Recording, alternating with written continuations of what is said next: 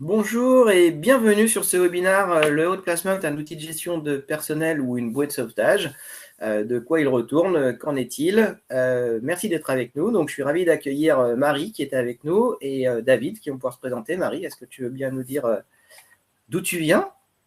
Bonjour, bienvenue à tous sur ce webinaire. Donc, moi, je m'appelle Marie Briand, je suis consultante en bilan de compétences et en orientation scolaire basée en Ille-et-Vilaine. D'accord, David? Oui, bonjour. Je suis donc David, psychologue du travail depuis 2000, donc ça commence à faire quelques années. Je suis basé à Nancy et j'interviens sur toute la région Grand Est sur les problématiques d'accompagnement professionnel. Très bien. Pour ma part, donc, je suis dirigeant de Ludispirit, donc une entreprise de formation et d'accompagnement par le jeu et par le ludique. Donc, revenons à notre sujet, le haut placement et ce webinaire. Marie, est-ce que tu veux bien avancer, s'il te plaît? Voilà. Donc, en guise d'introduction, ce qu'on peut vous dire, c'est que voilà, le monde de l'entreprise est confronté à un contexte qui oblige des mutations rapides. Il y a plein de défis, il y a plein de mouvements. Et dans le monde RH, eh bien, l'adaptabilité constante, l'innovation, c'est changeant. Et dans ces nombreuses stratégies de gestion de personnel, il y a un outil qui émerge de plus en plus qui s'appelle le haut placement. Haut placement ou dit autrement, en fait, la question du travail sur la mobilité professionnelle des personnes et du reclassement avant de sortir de l'entreprise. Pour aller plus loin, donc qu'est-ce que c'est que le haut placement? Voilà comment on va travailler sur ce sujet-là. Est-ce que c'est vraiment efficace? Oui, c'est une vraie question quand même avant de se prononcer sur le sujet. Et puis, quel est l'intérêt d'y recourir? On va essayer de mettre en perspective donc le travail du consultant, les besoins de l'entreprise, les attentes du bénéficiaire, parce que ça c'est hyper important aussi, c'est que toutes les parties soient satisfaites de ce type de prestation-là. Donc, avant d'aller plus loin, un petit focus sur qui nous sommes. Nous sommes un groupement d'entreprises qui travaillons et permettons en fait de dispenser diverses prestations. Donc Vaste RH autour de la mobilité, de l'accompagnement pendant l'évolution professionnelle et donc le bilan de compétences, carrière RH sur le côté RH et recrutement et un honneur de partenaire, bien sûr. Ludispirit, donc sur la formation, j'en ai parlé. Business Créa sur la création reprise d'entreprise. Et Sobius, écoutez, David va vous parler davantage de Sobius puisque c'est lui qui dirige Sobius. Ouais, merci. Le cabinet, je l'ai créé il y a un peu plus de 5 ans maintenant. Après une bonne vingtaine d'années en tant que salarié, j'ai toujours travaillé dans l'accompagnement professionnel, l'accompagnement des mobilités professionnelles, et donc c'est mon cœur de sujet depuis plus de 20 ans. J'ai créé parce que j'avais, je pense, envie de le faire depuis très longtemps, mais avec toujours une petite question sur la sécurité, c'est-à-dire quand on crée une entreprise, c'est jamais évident. Et puis à un moment donné, avec les années qui passent, on prend de l'expertise, on a des résultats aussi, des bons résultats dans l'accompagnement des personnes, et ça nous pousse finalement à prendre la décision de créer soi-même sa propre activité, ce qui a été le cas donc il y a un peu plus de 5 ans maintenant. Voilà. Bien, merci. Alors, pourquoi nous faire confiance? Eh bien, tout simplement parce que dans le groupement, et vraiment on insiste sur le groupement complet, on est sur la notion de respect de confidentialité, de compréhension de l'ensemble du jeu des acteurs, de toute la logique de comprendre aussi le contexte socio-économique et les perspectives de territoire. Donc on est très ancré sur les territoires, on est présent un peu partout en France d'ailleurs dans le groupement. Et puis voilà, on s'intéresse aux écosystèmes territoriaux et on mobilise des structures idoines, notamment sur les sujets de haut placement, puisque c'est extrêmement important quand on travaille sur des plans sociaux, par exemple.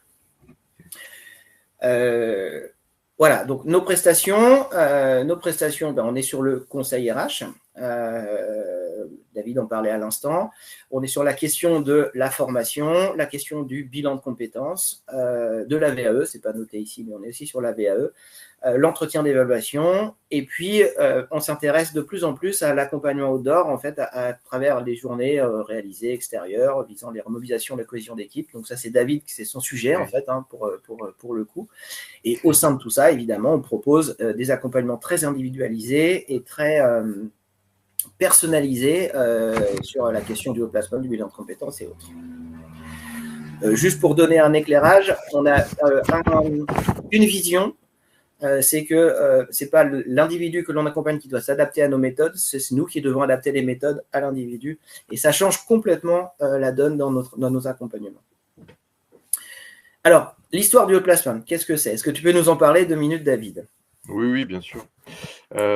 L'outplacement, en fait, c'est pas si récent que ça, hein. C'est-à-dire que c'est né dans les années 70 aux États-Unis. On a tous entendu parler de la guerre du Vietnam, hein. Bien sûr, à un moment donné, cette guerre s'est achevée et il fallait pouvoir accompagner les GI qui étaient de retour de guerre, avec parfois des traumatismes, souvent d'ailleurs. Et l'idée, c'était de pouvoir les accompagner pour qu'ils puissent rebondir dans le monde civil, tout simplement. Donc sortir, ne plus être militaire et réintégrer la vie professionnelle civile. Donc il y a toute une méthodologie, des outils qui ont été développés pour pouvoir les accompagner et puis les aider à rebondir dans cette période qui est une période de transition. On appelle ça une transition professionnelle. C'est le moment où on quitte une situation professionnelle et on vise une autre situation professionnelle. Cette méthodologie-là a évolué. Elle est arrivée en France plutôt dans les années 80. On pourrait le traduire, alors c'est une traduction qui est pas très exacte, mais c'est replacement externe, hein, outplacement. Autrement dit, replacement externe dans une entreprise ou en tout cas dans d'autres fonctions afin de poursuivre sa vie professionnelle. L'idée, c'est quoi? L'idée, c'est de pouvoir accompagner des personnes qui sont licenciées ou qui vont quitter un emploi sur le marché du travail, les accompagner sur le marché du travail de manière rapide et durable. C'est-à-dire qu'il faut qu'il y ait une certaine efficacité dans la démarche. Ça peut aussi concerner des personnes qui ne sont pas licenciées, mais qui choisissent d'un commun accord avec l'entreprise de quitter l'entreprise, comme par exemple les ruptures conventionnelles. Et enfin, ça peut aussi concerner des personnes qui, pour une raison plutôt de santé, ne peuvent plus tenir leur poste et vont devoir trouver un autre emploi. Et il n'existe pas forcément en interne, donc on va leur proposer cet outplacement. Voilà, c'est ce que je peux dire en 2 minutes. Ok, non, mais c'est très très clair. Alors, il y a quand même une vraie question, parce qu'on entend parler beaucoup de outplacement individuel, de outplacement collectif. C'est quoi la différence? Qu'est-ce que ça veut dire? Et dans quel cas on utilise l'un ou l'autre? D'accord. L'outplacement collectif, c'est une procédure collective, hein, qui est pilotée par l'entreprise. C'est-à-dire que ça ne concerne pas une seule personne. C'est-à-dire qu'il y a vraiment un ensemble de personnes, au moins 10 en l'occurrence, mais ça on en parlera un petit peu plus tard, qui sont concernées par un licenciement et donc qui doivent être accompagnées pour trouver des solutions professionnelles. Alors, ces solutions peuvent être internes à l'entreprise. On peut tout à fait évoluer en interne d'une entreprise si des postes existent. Et ces solutions peuvent également être trouvées en externe. Ça concerne souvent des populations d'ouvriers, d'agents de maîtrise, et parfois des cadres, bien sûr, hein, lorsque un licenciement concerne, par exemple, tout un site industriel. On a bien sûr les cadres qui sont concernés également. L'idée, c'est quoi? C'est de trouver des solutions, comme on vient de le voir, et tout ça, on va le poser, c'est-à-dire qu'on va mettre en place un accompagnement pour cette période de transition professionnelle. Quand on quitte un emploi, on perd quelque chose, d'accord? C'est un travail de deuil, et un travail de deuil prend un certain temps et doit être accompagné pour être efficace. Ça, c'est la première chose, effectivement, que l'on retrouve dans l'outplacement. Et puis, bien sûr, une fois que ce travail est en cours et permet de rebondir, on va travailler davantage sur la construction d'un projet professionnel qui correspond, bien sûr, à la personne. Voilà. Alors, pour vous donner quelques indications, hein, peut-être au niveau tarifaire, un accompagnement, donc un outplacement lors d'une procédure collective va coûter entre 4 000 et 10 000 euros par personne, hein, selon l'entreprise, selon la situation. D'accord. Mais est-ce que ce n'est pas plus préférable finalement d'investir 4 à 10 000 euros par personne plutôt que de rentrer dans des procédures qui seront beaucoup plus coûteuses finalement pour l'employeur? Alors, Parfois, on peut le faire en amont, et c'est bien sûr conseillé, c'est-à-dire qu'on peut tout à fait investir dans l'évolution des personnes en interne, de manière, par exemple, à les former, pour qu'elles puissent évoluer, et puis aussi pour que les bonnes compétences soient au bon endroit dans l'entreprise. Ça permet d'éviter des situations comme ça où, malheureusement, le licenciement est incontournable. D'accord. Et d'un point de vue individuel, c'est la même démarche? Alors, d'un point de vue individuel, c'est un accompagnement différent, qui est encore un peu plus poussé. L'idée, c'est quoi? C'est effectivement, que l'employeur puisse proposer un déplacement individuel à la personne. Ça se fait plutôt vers des cadres, ou cadres supérieurs. Ça a un coût plus important parce qu'on n'est pas dans du collectif, donc là, on va mobiliser vraiment un consultant qui va être dédié et on va se retrouver plutôt sur des tarifs variant entre 12 000 et 25 000 euros pour une personne accompagnée. Ah, quand même. Et donc, quand on est sur ces tarifications-là, que peut-on attendre comme résultat? Alors, le résultat va dépendre de la formule d'accompagnement et de l'investissement aussi, mais surtout je dirais, le bon accord qui va se faire entre l'entreprise et le dirigeant, le cadre à qui on propose ça. Il faut qu'il y ait une volonté commune, finalement, et que chacun voit l'avantage de recourir à cet accompagnement. D'accord. Et alors, dans quel cas on fait appel finalement au placement collectif ou au reclassement, le reclassement collectif, ou dans quel cas on fait appel autrement? Enfin, est-ce que ça peut être une démarche personnelle de la personne? Est-ce que c'est une démarche de l'entreprise? Dans quel cas? Comment ça marche? Alors, l'outplacement collectif, c'est pas une démarche individuelle, donc c'est plutôt l'entreprise qui va être contrainte à un moment donné, effectivement, de se séparer d'une partie de son personnel. Donc, c'est pas une demande individuelle.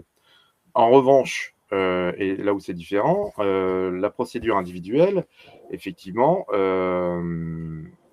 ça peut être défini par les deux parties. C'est-à-dire que le salarié peut demander effectivement à être accompagné dans un autre placement et son employeur peut aussi lui proposer. On est vraiment dans quelque chose de discutable, de négociable, mais surtout qui va permettre gérer l'équilibre pour les deux, à la fois pour l'entreprise et pour la personne accompagnée. D'accord. Alors, imaginons qu'il y ait une démarche collective qui soit engagée dans une entreprise. Est-ce que moi, individu, je peux décider de mon propre chef de m'inscrire dans cette démarche-là? Ou alors, est-ce que on est nommé ou on est désigné? Comment ça marche? Alors, dans le plan de sauvegarde de l'emploi, donc le PSE, le plan social classique, on va parler de postes qui vont être supprimés dans l'entreprise. D'accord?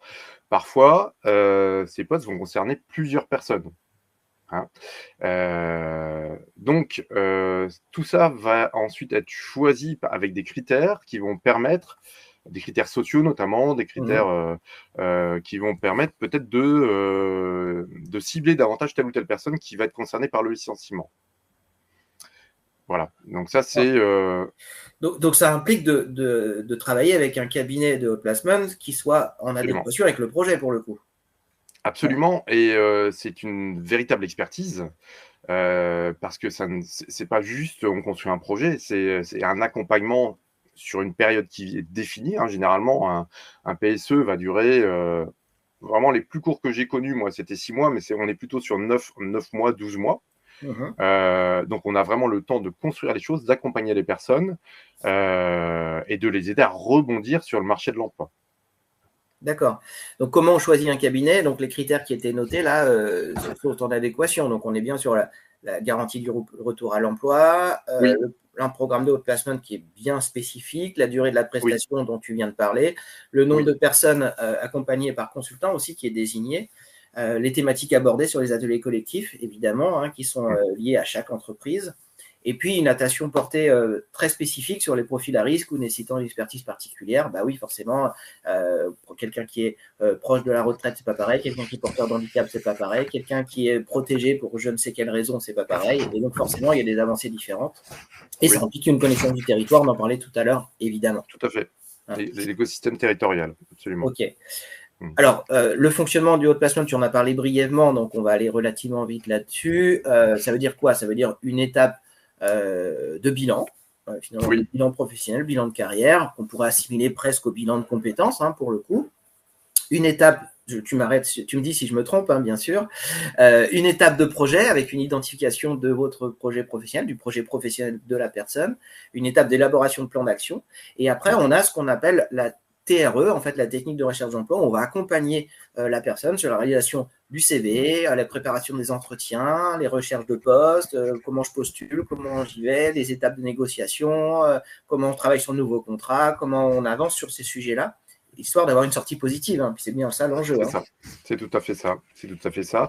On est dans un accompagnement, donc ça veut dire que l'idée, c'est que la personne accompagnée puisse trouver un soutien pour à la fois être efficace, gagner du temps et en fait le temps qu'on investit dans cet accompagnement là, c'est un temps qu'on gagne par la suite, c'est-à-dire que pour le coup, la personne va être beaucoup plus efficace pour rebondir sur le marché de l'emploi. Elle sera préparée, elle sera même armée, c'est-à-dire qu'elle aura les bons outils, elle saura comment se comporter en entretien, elle saura comment mettre en avant ses qualités, elle saura peut-être comment définir même la suite, c'est-à-dire la perspective qu'elle donne à sa carrière. Enfin, voilà, on est vraiment dans quelque chose de beaucoup plus précis que lorsqu'on se retrouve seul, finalement, à se poser 10 000 questions, à ne pas savoir vers où chercher, ni comment procéder. D'accord. Et alors, sur le placement individuel, est-ce qu'on obtient les mêmes efficacités? Est-ce que c'est la même chose? Alors, on obtient la même efficacité. Les personnes généralement qui optent pour le placement individuel se mettent assez rapidement, je dirais, dans cette logique-là, dans cette dynamique. Alors bien sûr, la question de la confiance avec le consultant qui accompagne, elle est primordiale. Hein. C'est un binôme qui est construit et qui va permettre d'avancer de manière efficace. Donc, bien entendu, il faut que le consultant et la personne accompagnée soient en pleine confiance, se disent les choses. Parfois, on aborde des sujets qui ne sont pas simples. Hein. Tu as évoqué tout à l'heure, par exemple, les problématiques d'addiction. Une personne qu'on accompagne qui a une problématique d'addiction, on ne peut pas ne pas traiter ce sujet-là. Et donc, la question, c'est de mesurer comment on peut accompagner la personne, peut-être en faisant aussi appel à une aide extérieure. Hein. On peut tout à fait, lorsqu'on monte une équipe d'accompagnement de ce type de projet, mobiliser des expertises particulières, notamment peut-être dans l'accompagnement social. Ou dans un autre exemple, des accompagnants pour la création d'entreprise, pour les projets de création d'entreprise. Donc, on va aller vraiment s'entourer des bonnes expertises qui vont permettre de trouver les solutions, en tout cas d'accompagner les personnes dans la recherche de solutions et les mettre en œuvre ensuite. D'accord. Donc en fait, sur les phases là qu'on retrouve ici, on a déjà le travail sur la phase de deuil hein, du poste sur lequel on était, hein, lié au licenciement ou à l'opportunité de sortie. Des fois, c'est une opportunité aussi, il ne faut pas le prendre toujours comme un échec. Et l'idée, c'est de se projeter vers l'avenir. Donc, ça amène sur cette deuxième phase. Donc, on est vraiment sur l'introspection et on permet de faire l'inventaire de ses propres fonctionnements. On est là encore sur un bilan de compétences, en fait. Hein. Finalement, on est sur ces enjeux-là, hein, pour le coup. Et une troisième phase où on va se projeter toujours sur la technique de recherche d'emploi et de conclusion et de définition du projet et de comment on s'y prend, grosso modo. C'est bien ça ? Oui, c'est bien ça. Alors, si je reviens sur la deuxième phase, il est essentiel de se poser, de prendre le temps de construire. Tu évoquais la notion d'introspection, mais c'est vraiment ça. Mais c'est aussi une introspection accompagnée, donc on n'est pas seul. Hein. Donc, l'idée, c'est vraiment de voir où on en est. On fait un arrêt sur image, on regarde un peu toute l'histoire du parcours professionnel, et même parfois au-delà, tout ce qui fait que la personne a évolué au fil du temps et évidemment, on n'est pas la même aujourd'hui qu'il y a 5 ou 10 ans. Donc, tout ce qu'il a construit, les choix qu'elle a pu faire, comment elle est arrivée jusqu'à aujourd'hui. Et ce n'est qu'en prenant en considération ces éléments-là qu'on peut aller ensuite vers l'avenir et en explorant différentes thématiques comme les intérêts, les besoins, quelles sont nos exigences, quelles sont nos contraintes. Hein. Une personne qui est célibataire sans enfant n'a pas les mêmes contraintes qu'un maman ou une papa qui a 2 enfants, qui doit les gérer, qui doit assurer aussi des revenus, etc. Donc tout ça est vraiment important à prendre en considération pour construire le projet. C'est-à-dire que le projet, ça ne peut pas être juste une idée comme ça fantasmée. Il faut que ce soit un projet réalisable, qu'on ait des opportunités d'emploi qui correspondent sur le terrain, de manière à ce que la personne rebondisse, tout simplement. D'accord, donc là, on a bien défini ce que c'était le haut placement. et les résultats qui étaient attendus, pour le coup, on en parlait, soit son image de marque, les éléments de la mise en avant, le travail du projet professionnel, l'accompagnement aussi, c'est-à-dire qu'on peut continuer l'accompagnement au-delà et puis être impactant sur sa prise de poste future. Ça, c'est super important puisque le travail réalisé, il aura aussi un impact sur la suite.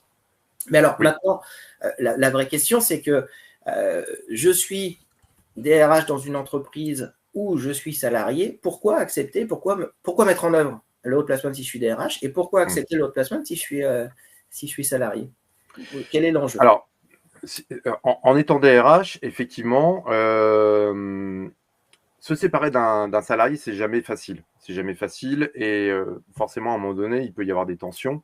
L'idée, c'est vraiment de trouver les solutions pour faire redescendre la pression, apaiser, faciliter l'acceptation finalement de la situation. Donc ça, c'est un premier point qui est essentiel, c'est-à-dire qu'on va trouver ensemble, c'est-à-dire le DRH et son salarié, une solution. On apaise. Le deuxième point, c'est que même si ça a un coût, là, le placement, le coût, l'impact financier est moindre que si, par exemple, une personne salariée décidait d'aller au prud'homme, auquel cas on aurait des coûts complètement disproportionnés et beaucoup plus élevés que celui de la haut placement finalement. Donc ça, c'est le deuxième point qui est très important.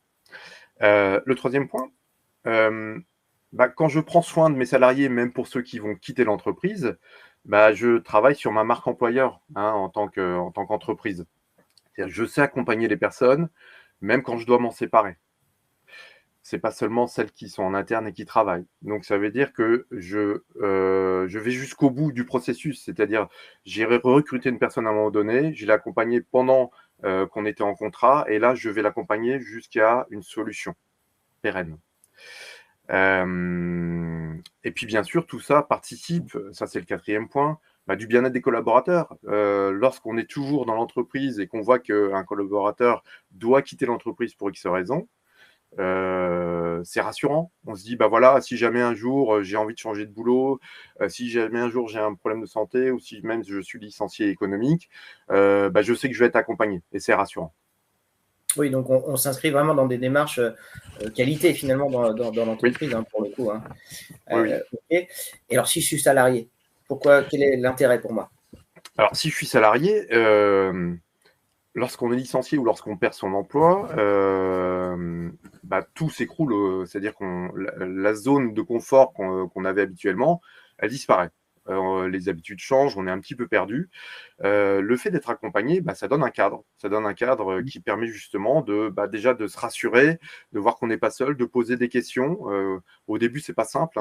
Comme on a parlé du travail de deuil tout à l'heure. C'est-à-dire qu'il faut que les choses sortent, soient dites, soient exprimées pour ensuite pouvoir construire. Le fait d'être dans un cadre sur mesure va le permettre. D'accord. Donc ça, c'est le premier point. Le deuxième, c'est que l'accompagnement, c'est un accompagnement qui est sur mesure. C'est-à-dire qu'on ne va pas dérouler un accompagnement où étape 1, étape 2, étape 3. On est vraiment, comme je vous le disais tout à l'heure, avec un consultant, c'est-à-dire que c'est un travail de binôme. Donc, on va prendre en considération vraiment tous les éléments qui concernent la personne qui est accompagnée. Voilà, donc que ce soit son histoire, que ce soit ses atouts, que ce soit ses difficultés, sa mobilité, géographique aussi d'ailleurs, ses envies, ses besoins, etc. Donc c'est du sur-mesure, quoi. C'est du vrai. C'est du sur-mesure. C'est de la haute couture. On n'applique pas un schéma. On accompagne en prenant en considération vraiment la personne en tant que personne. Voilà. C'est vrai que nous, en tant que cabinet, quand on travaille sur le haut placement, la difficulté, c'est ça. C'est donnez-moi un programme, j'en ai pas. Puisqu'en fait, l'idée, c'est de travailler sur mesure. Et donc là, il y a quand même une confrontation de je comprends pas ce que j'achète et moi, j'ai du mal à expliquer ce que je vends. Enfin, vous voyez ce que je veux dire? Oui. La difficulté, c'est ça. C'est qu'on connaît les grandes lignes. Mais concrètement, comment ça va se passer, les étapes, ça c'est plus compliqué à expliquer. Ce qu'il faut retenir, je crois, c'est qu'on accepte la personne dans la situation où elle est quand on la reçoit pour la première fois. On comprend la situation, on décortique, on travaille, on passe du temps ensemble. On passe du temps ensemble pour apprendre à se connaître, pour apprendre à comprendre la situation, à commencer à avancer dans la réflexion. Et ensuite, le chemin va se dessiner. Et le chemin, il va être différent en fonction des personnes, en fonction des projets. On peut tout à fait avoir des projets de reconversion professionnelle, hein, donc des personnes qui vont décider à un moment donné de cette opportunité finalement pour changer de métier. On peut avoir des projets de création d'entreprise. On peut avoir aussi des personnes qui sont pas très loin de la retraite et qui ont juste besoin de trouver une solution professionnelle sur 2-3 ans. Enfin, voilà, c'est divers et varié. Donc, cette idée-là, et donc le troisième point d'avantage, je dirais que c'est le fait de pouvoir accélérer finalement la transition, parce qu'on sera outillé et qu'on aura des solutions qui vont émerger en travaillant avec le consultant. Et puis le dernier point, quand on quitte un emploi, c'est aussi peut-être le moment de, pourquoi pas, envisager un emploi où on va gagner un petit peu plus. Donc, ça va favoriser finalement l'évolution professionnelle et donc les revenus potentiellement qu'on pourra aller chercher en intégrant une nouvelle entreprise. Donc, statistiquement, enfin, on peut en parler, hein, mais dans plus de 8 cas sur 10, en fait, on gagne davantage à l'issue du haut placement. Oui. Hein, c'est ça. Oui, tout à fait. Donc, c'est quand même pas rien. C'est pareil. Alors, comment on fait pour choisir finalement la personne qui va nous accompagner, le consultant, le coach qui m'accompagnera? Comment on fait? Comment on s'y prend? Alors, ça dépend si on est dans une situation de collectif ou d'individuel. Hein. Quand on est dans une procédure collective, on a une équipe donc, de consultants qui est proposée par un cabinet RH. Nous, ce qu'on propose, c'est de dire, voilà, on vous propose ce consultant pour vous accompagner dans le cadre de votre licenciement. Si jamais vous sentez que le courant passe pas ou pas bien, ou en tout cas, c'est pas le top, on est une équipe de plusieurs consultants, vous pouvez effectivement demander à rencontrer un autre consultant. On peut switcher, on peut changer, on peut voilà, exactement. D'accord. Exactement.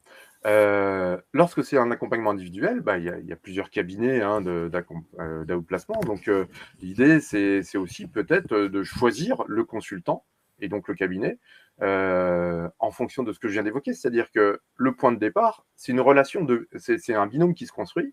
Donc, il faut vraiment que la relation soit la plus facile possible. C'est-à-dire qu'on soit en confiance, qu'on puisse se livrer, qu'on puisse parler de sujets qui parfois ne sont pas simples.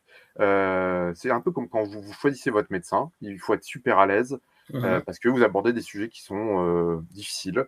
Et c'est comme ça qu'on choisit, je pense, le meilleur choix se fait de cette manière-là. C'est-à-dire que c'est une relation humaine, finalement. D'accord. C'est un choix de confiance. Donc, en tant qu'individu, finalement, si je choisis le haut placement, il y a quand même beaucoup d'intérêts qui se profilent. Oui. C'est la slide d'après, je crois, hein, pour le coup. Oui, voilà. Les intérêts au haut placement, diminuer le temps de recherche, favoriser la quête de sens, favoriser la capacité à s'énergiser, ne pas être seul. Voilà, c'est recentrer son énergie, travailler correctement. Enfin, voilà. Et avec des bénéfices très, très forts, hein, puisque là, on va pouvoir aussi se projeter sur les enjeux qui sont vraiment le contexte économique. On a noté la concurrence accrue venant des personnes en poste qui souhaitent évoluer, la discrimination sur l'âge, évidemment. Donc là, le placement permet aussi de lever des doutes et ou de se positionner sur un marché de l'emploi qui correspond davantage à l'âge de la personne, la durée allongée des process de recrutement dans les entreprises et enfin la dégressivité de l'indemnisation de France Travail qui est un enjeu. Du coup, au regard de cet enjeu-là, l'idée c'est de retrouver un job le plus rapidement possible avant même finalement de se retrouver dans la situation France Travail pour le coup. C'est ça. Donc on est vraiment sur ces enjeux-là. Alors en synthèse, si jamais on devait synthétiser tout ça, l'out placement, ça offre un soutien efficace aux employés licenciés ou ayant négocié leur départ de l'entreprise, tu en as parlé tout à l'heure, en les aidant à rebondir plus rapidement sur le marché de l'emploi. Donc les bénéfices pour l'entreprise, voilà, on les situe ici, hein, préserver la réputation, renforcer les motivations des salariés, réduire les coûts liés au licenciement. Et c'est une stratégie RH essentielle pour gérer les transitions professionnelles et en tout cas la vision de la gestion des salariés au sein de l'entreprise. Ça, c'est extrêmement important. Et les bénéfices attendus, on favorise un climat de travail positif, une gestion éthique valorisée, on incarne une évolution qui est dans l'air du temps, hein, c'est plutôt moderne ce truc-là, et puis c'est la réponse intelligente à un défi permanent, c'est-à-dire les enjeux de l'entreprise, elles changent, les attendus, ils changent, et donc les besoins des salariés, ils changent, et tout le monde ne peut pas évoluer à la même vitesse, de la même façon, et donc on n'est peut-être plus au bon endroit, 10 ans, 15 ans après, on n'est peut-être plus dans la bonne entreprise, ou à l'inverse, on n'a peut-être plus les mêmes besoins en termes de salariés au sein d'une entreprise au bout d'un moment, au bout d'un temps, les choses, elles changent. Et puis, ça permet de rebooster aussi à la fois la carrière de la personne, mais aussi l'entreprise, puisque l'arrivée de 109 permet aussi de rebooster, de relancer un petit peu une dynamique et des nouveaux projets et des nouveaux attendus, en tout cas.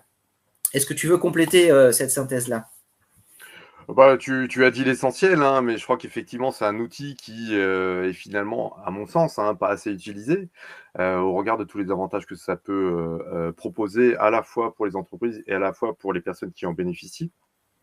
Donc moi, je ne peux qu'encourager effectivement cette démarche-là. On gagne du temps, les budgets sont maîtrisés, on favorise l'image de l'entreprise. Les personnes accompagnées y trouvent leur compte et sont rassurées dans leur démarche. Ça donne des perspectives d'évolution professionnelle. Je pense que c'est un outil qui est assez exceptionnel finalement.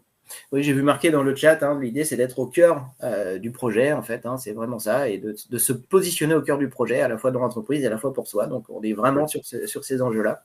Oui. En tout cas, merci beaucoup, David, pour tous ces éclairages. Marie, pour ton soutien. Merci à vous. Merci à tous de votre attention. Et puis, bienvenue sur notre prochain webinaire qui parlera de résilience pour le coup.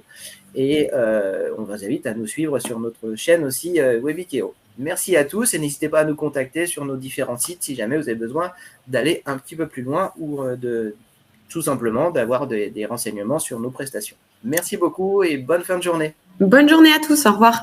Bonne journée, au revoir.